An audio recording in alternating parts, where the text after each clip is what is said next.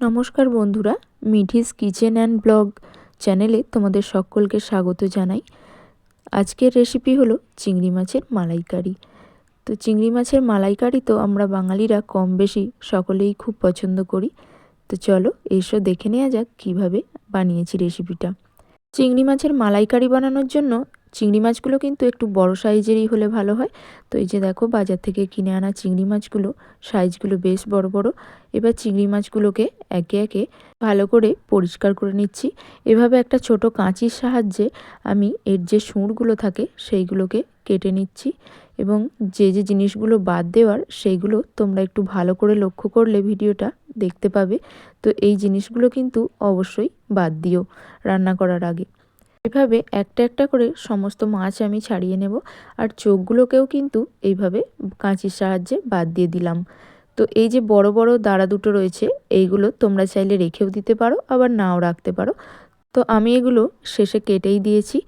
পিঠের দিকে শক্ত যে খোলাটা থাকে সেটাকে এইভাবে কাঁচির সাহায্যে হালকা করে অল্প একটু কেটে নিয়ে ভিতরে যে কালো সুতোর মতো অংশটা থাকে সেটাকে বের করে নিতে হবে। এটা কিন্তু খাওয়া স্বাস্থ্যের পক্ষে খুবই ক্ষতিকর। তো এই যে দেখো, এইভাবে আস্তে করে টানলেই বেরিয়ে আসবে জিনিসটা। তো কিভাবে ছাড়াতে হয় তোমাদের দেখিয়ে দিলাম। এইভাবে প্রত্যেকটা মাছ আমি একে একে ছাড়িয়ে নিয়েছি পরিষ্কার করে।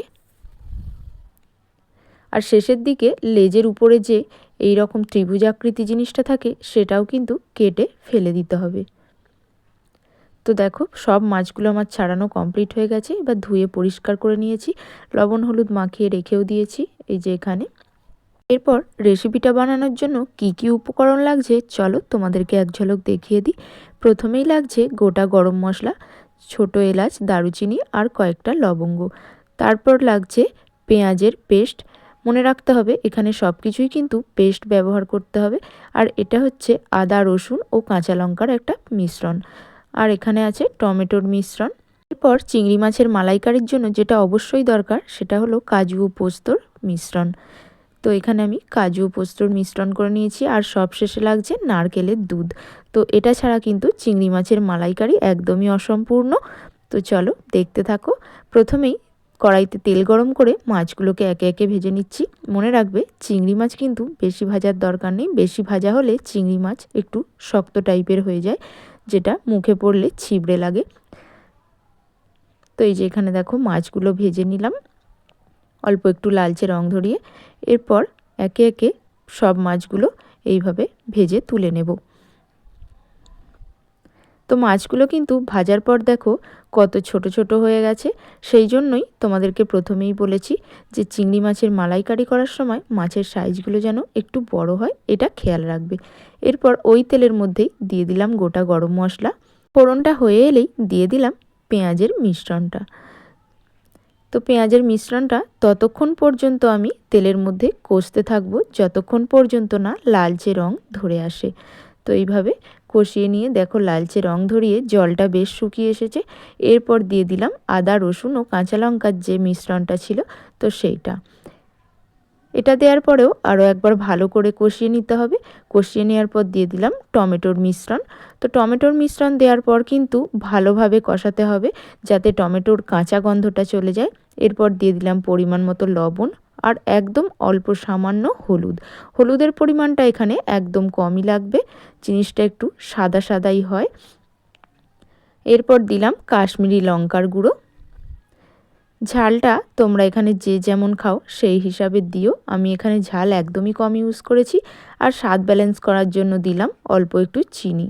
তো ভালো করে মশলাটাকে কষিয়ে নিয়ে যখনই মশলাটা থেকে তেল ছেড়ে আসা শুরু হলো তখন দিয়ে দিলাম কাজু ও পোস্তর যে মিশ্রণটা করে রেখেছিলাম সেটা দিয়েও আরও একবার ভালো করে কষিয়ে নিতে হবে।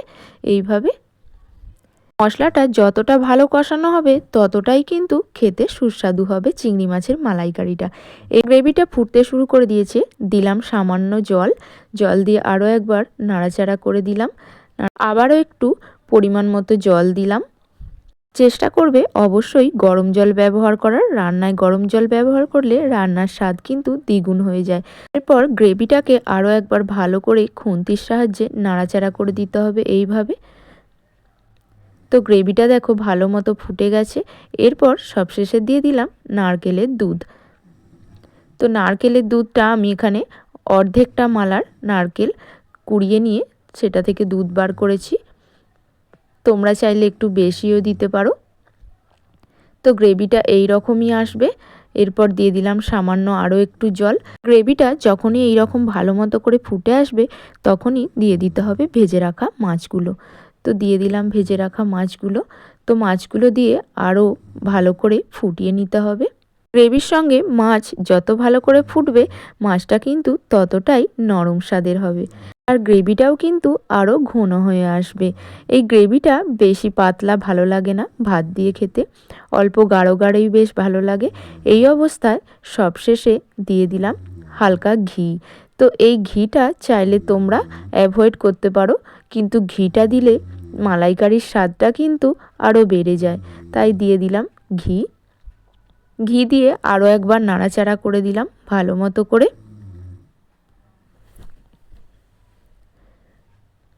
এইভাবে নাড়াচাড়া করতে থাকা অবস্থায় দেখো গ্রেভিটা আমার একদম ঘন ঘন হয়ে এসেছে।